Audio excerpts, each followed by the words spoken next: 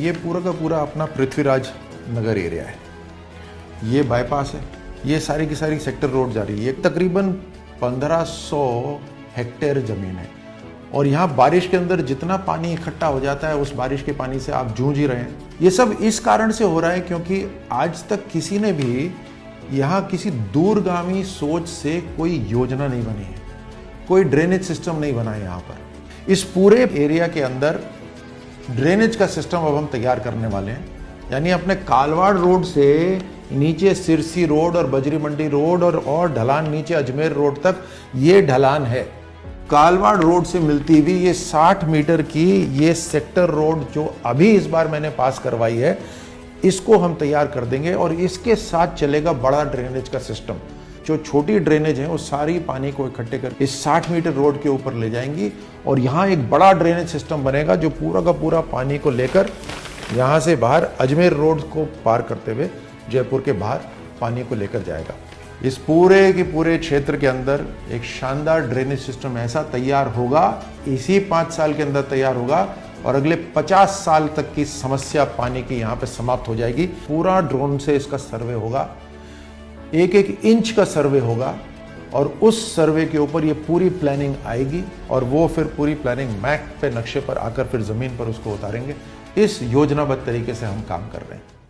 हर जाति कर्म के हिसाब से बनी है। एक हमारा वंश है जो कर्म के हिसाब से नहीं बना।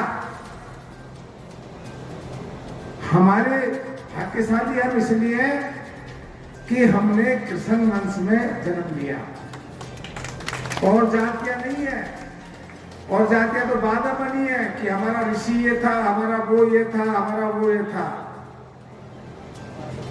कृष्ण भगवान ने हमारे कुल में जन्म लिया, इसका मतलब यदुवंश तब से है जब से सृष्टि है। जो हमारे किताबों में पढ़ाते हैं ना कि जातियां वर्गीकरण कर्म के हिसाब से हुआ, हमारा कर्म के हिसाब से नहीं हुआ। हमारा श्रेष्ठताएं की थी, मानवता के अंदर हम श्रेष्ठ रहे थे, इसलिए हमारा जन्म यदुकुल में पैदा हुआ। तो हमारे लिए इससे बड़ी गौरव की बात क्या हो सकती है। का बहुत बड़ा भोलेनाथ का मंदिर है, काशी विश्वनाथ,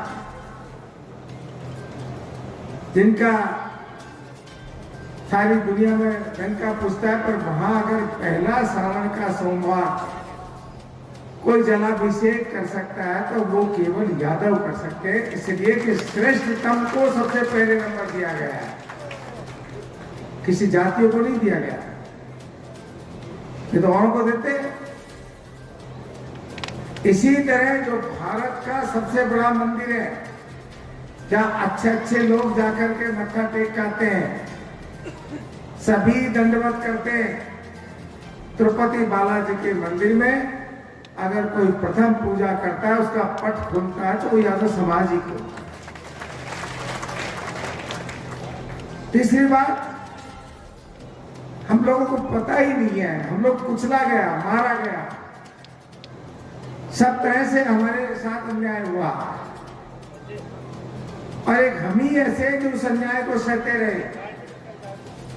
भारत में अगर सबसे ज्यादा संख्या के अंदर कोई जाति रहती है तो यादव है, अहीर है, यादव है 28% है। SC ST को दोनों को मिला के, SC और ST को मिला के 24% है। बाकी कोई जाति 9% है, 2% है, 15% है। पर पूरे भारत में अगर जनगणना की जाए तो सबसे ज्यादा अगर संख्या बल किसी का है तो यादव हो पाएगा। पर हमको कभी इस बात को सोचने नहीं दिया, कुचलते रहे, मारते रहे, हाथ पैर तिरस्कृत करते रहे। लेकिन निश्चित रूप से समय आता है, आप लोग हिम्मत वाले हो, कुर्बानी देना जानते हो। देश के लिए भी आज जितने लोग कुर्बान हुए, जितने लोगों ने शहादत दी है, यदुवंश किसी से कम नहीं है। असली परीक्षा तो वही होती है। आपसे मेरा निवेदन है, जब आप श्रेष्ठ कुल में पैदा हुए हो, भगवान कृष्ण के कुल के कहलाते हो, तो पहला गुण तो ये होना चाहिए कि 3600 कौम को साथ लेके चले। भाई श्रेष्ठ कब कहलाएंगे लोग? हमको कब उदाहरण देंगे कि हम हर जात को, हर कौम को, हर वर्ग को अपने साथ लेके चले। इन सब लोगों से आगे कैसे निकले, उसके लिए एक ही चाबी है सबसे बड़ी, वो चाबी है शिक्षा।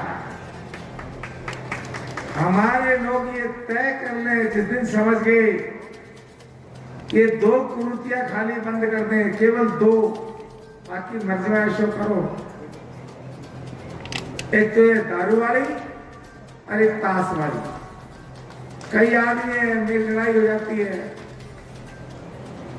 अरे भाई आप ताश खेल रहे हो तो आप क्या करा, काम ही नहीं होगा, 18 से ज्यादा बुढ़ो मेरे, और 24 घंटा मैं पहले मेरे लिए लगा रहता था समाज में, मेरे बच्चे के भविष्य को बनाने के लिए लगा, तो तुम अपने पोता पोते में भविष्य नहीं बना सकते क्या? काम ही काम है, बोरिया खेत में काम कर रही है, तुम नहीं कर सकते। ये दास वाली बीमारी में क्या है?